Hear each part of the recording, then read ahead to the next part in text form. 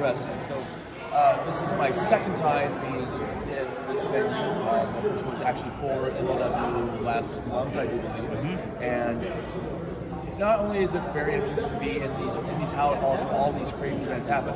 I used to watch ECW on tape when I was 3 or 4 with my dad. I have the old VHSs of all the old ECW shows, of WCW, of WWF. So being here, you know, going to that bathroom and see the mural with everyone's writings on it,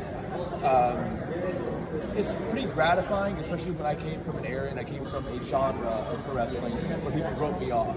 People never gave me a chance, people never gave me a shot. The fact that I'm here just proves that what I was doing was right and what they were doing, obviously it wasn't working out. What do you like about MLW that stand out from the different, whether it's indie promotions or anything else? Well, obviously the production level is on a different level. I come from, you know, independence where it's grungy deathmatch, or you know, it's just go out there and do your rush. In terms of promos, in terms of in-ring presentation, it's on a different level than obviously independence, which is why, you know, it's a major company.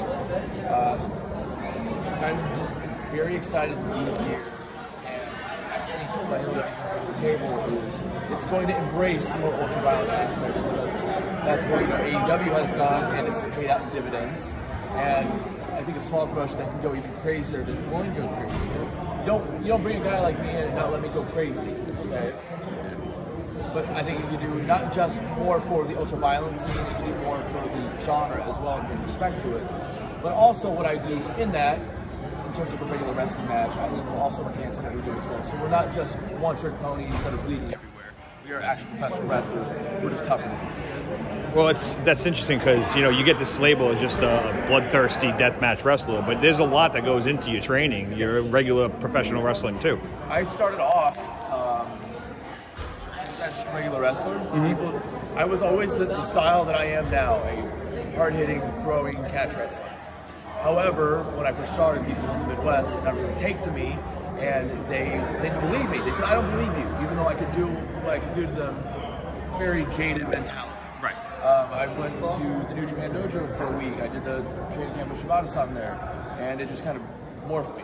But then I fell into it. My first deathmatch was in Mexico. I just took a trip down to Mexico. I didn't have a slot on the card, and I was told, "Hey, you can have a spot, but you're in a deathmatch. Are you okay with that?" And mind you, I'm not wearing pants. I'm not wearing kick pads. Right. I was wearing small trunks, like old school, like Antonio Inoki trunks. Right. Okay, cool, did it, and it took over, like just deathmatch. Still was regular wrestling, but people started to put that acronym of deathmatch wrestling. That's all I did. Which I used to hate it, but I've come to love it because I am a deathmatch wrestler. I'm something that you could never be. I can do anything that you can do in the ring without a weapon. The things I do with weapons, in glass, in barbed wire, you couldn't do because you can't handle it. So yes, I am a deathmatch wrestler, but I'm also one of the best deathmatch wrestlers in the world. So take that as well. Absolutely. Thank you.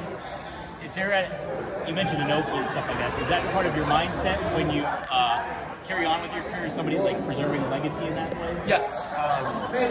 That's, once again, if you want to exemplify 2 caricatures of what my style of wrestling is, it is Antonio Inoki, strong style, the wrestling is strong, Sakuraba, and the craziness that is Jun Kasai. If you don't know who Jun Kasai is, I'm going to continue to tout his name because he is not only one of the best in professional wrestling, he's one of the best deathmatch wrestlers. I would also bring in the name of someone like Minoru Suzuki as well, because he's also the perfect marriage of all of that, I think, as well. Cool. Any more questions, guys? Cool. Thank you, man. Appreciate it. Thank you. Thank you so much.